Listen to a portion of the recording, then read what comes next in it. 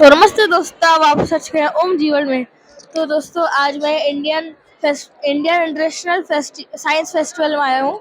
और दोस्तों यहाँ पे जैसे कि आप देख सकते हैं एक बहुत बड़ा एक यहाँ पे ब्रिक का एक बहुत मतलब एक स्टोन ही बहुत सारे लगे हुए ऐसे लाइन से, है ना। तो फिर यहाँ पे आज मैं सोनम आंटी से नमस्ते आंटी। तो आंटी एक साइंटिस्ट है। तो फिर centre of stem cell research unit of in stem Bengaluru aunty इसमें काम करती हैं। तो आंटी आप मुझे इसके बारे में बता सकते हैं पूरा थोड़ा। Thank you Om. Okay, so actually हमारा सेंटर जो है वो centre for stem cell Bengaluru है। ये बेंगलोर तमिलनाडु में है, क्रिश्चियन मेडिकल कॉलेज के कैंपस में है। बेसिकली हम लोग जो है स्टेम सेल पे काम करते हैं। यहाँ पर बेसिकली डिफरेंट अलग अलग प्रोस्पेक्ट पे काम किया जाता है, जैसे कि हमारा बोन एंड कार्टिलेज मसल्स पे काम होता है। जीन थेरेपी पे हम viral lentiviral genome editing base editing करते हैं। फिर आईपीएससी टेक्नोलॉजी के थ्रू हम लोग नोवल थेरेपी हैप्लो बैंकिंग पे काम कर रहे हैं। इसके साथ हम लोग कार्टी पे भी काम कर रहे हैं, जो बेसिकली कैंसर थेरेपी जो यूज़ हो रही है आजकल कार्टी बेस्ड हो रही है, उस पे किया जा रहा है। और हम लोग कुछ वैक्सीन पे भी काम कर रहे हैं, जो कि mRNA loaded lipid nano particles पे बेस्ड है। तो इस तरह की बहुत सारी एक्टिविटी जो हो रही है वो सेंटर फॉर स्टेम सेल में हो रही है। पर एक बहुत ही यूनिक चीज़ हो रही है, वो क्लिनिकल ट्रांसलेशन। बेसिकली हमने जीन थेरेपी के थ्रू हीमोफीलिया ए का जो first human patient clinical phase trial पे हमने किया है, जो अभी तक के इंडिया में फर्स्ट टाइम ऐसा हो रहा है।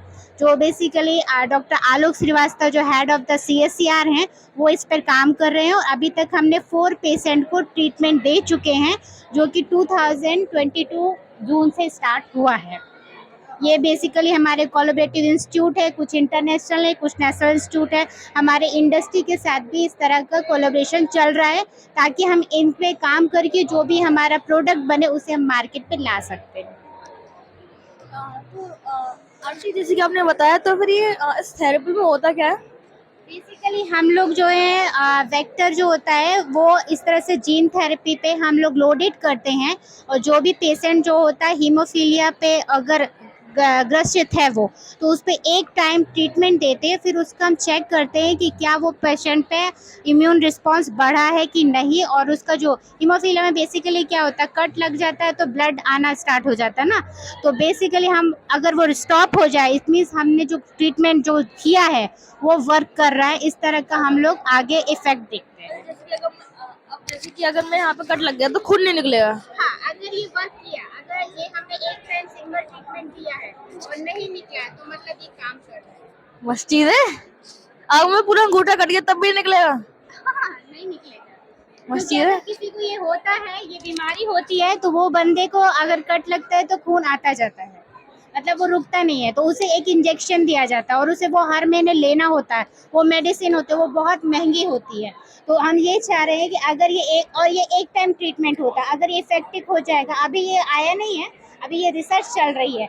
अगर ये इफेक्टिव होगा तो आगे चल के ये वापस मार्केट में एक प्रोडक्ट के रूप में आएगा। तब पेशेंट एक बार इंजेक्शन लेगा और फिर से कभी नहीं लेना पड़ेगा। तो ये किसी इंसान को लग सकता है या फिर जिसको बीमारी है? जिसको बीमारी, ये वाली बीमारी जिसको होगी, हाँ, ये ये बड़ी मस्ती लगी। तो दोस्तों ये चीज देख के आपको बहुत सारी चीजें पता चली कि एक ऐसी थेरेपी होती है जिससे इंसान का खून ही निकलता। तो फिर दोस्तों अगर आप इस वाली वीडियो पे नए हैं तो सब्सक्राइब करिए, इस चैनल पे लाइक करिए और सब लोगों को शेयर करिए। Thanks for watching.